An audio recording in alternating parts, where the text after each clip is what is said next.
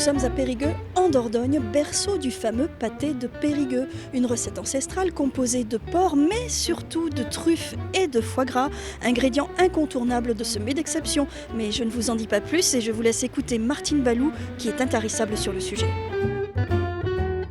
Le pâté de Périgueux, à l'origine, rentre dans la vie, on va dire, périgourdine, pour être précis, le 10 décembre, 1407.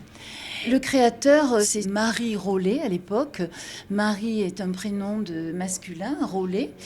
Il a son estaga, on dit sa boutique, sur la place du Gras, Gras Gradibus, en face de la cathédrale.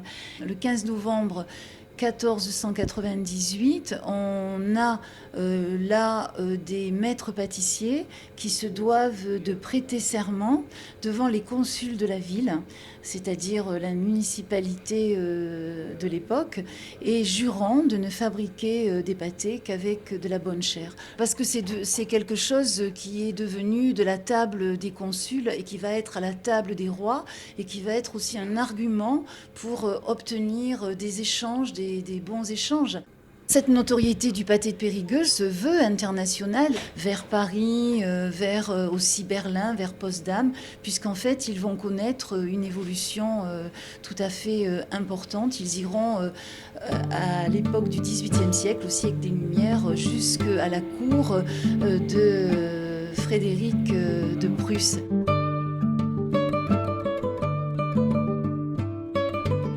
Aujourd'hui, le pâté de Périgueux n'est plus le même. Petit à petit, il va se démocratiser avec la pertisation, avec les conserveries, avec les mises en boîte. Il va devenir ce qu'en a fait le chef d'LP aujourd'hui, le petit pâté de Périgueux.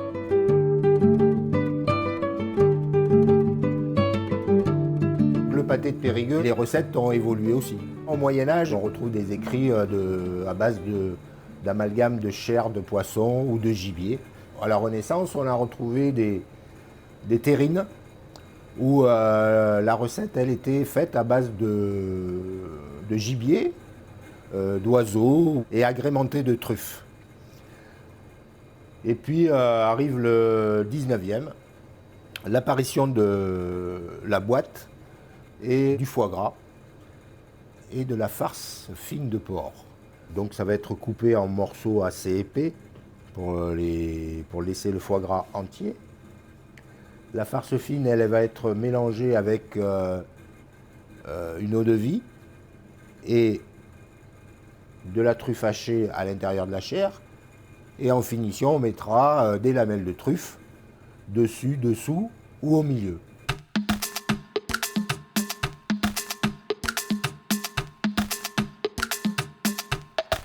Il va falloir laisser vieillir ces boîtes au fond de la cave pendant quelques années. C'est comme les grands vins en fait, il faut bien une dizaine d'années. Le pâté de Périgueux s'est retrouvé en entrée pour un repas au Sénat, il n'y a pas si longtemps que ça. Et bien sûr, ça a été un grand plaisir d'avoir pu mettre ce pâté en entrée. Est-ce que ça leur a plu ? Ah oui, ça leur a plu.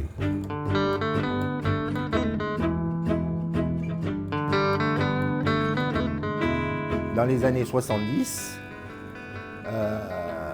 c'est quelque chose qui a été déposé au Code des usages de la charcuterie française.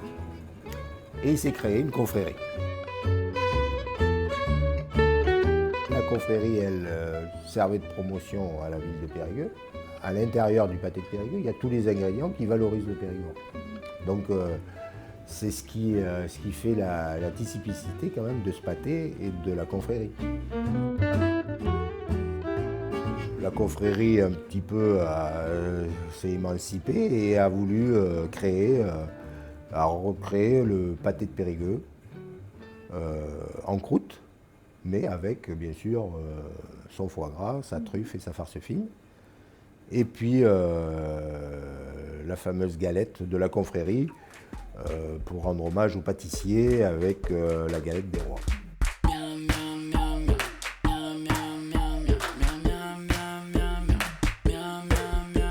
Le pâté de Périgueux, c'est le plus beau des arguments pour convaincre que nous sommes la capitale de la gastronomie.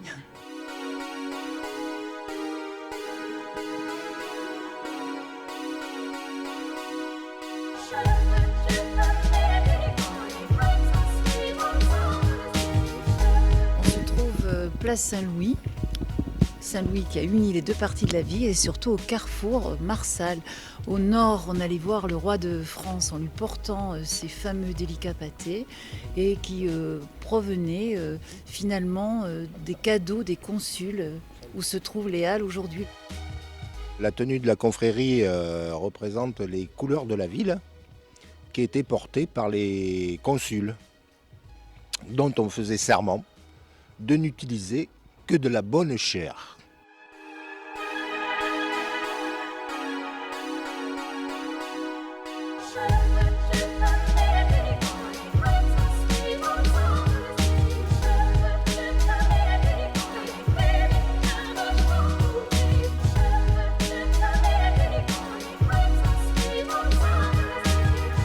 Eh bien, ça a l'air bien bon tout ça. Moi, je vais les rejoindre pour goûter et puis je vous laisse. À bientôt. Et voilà.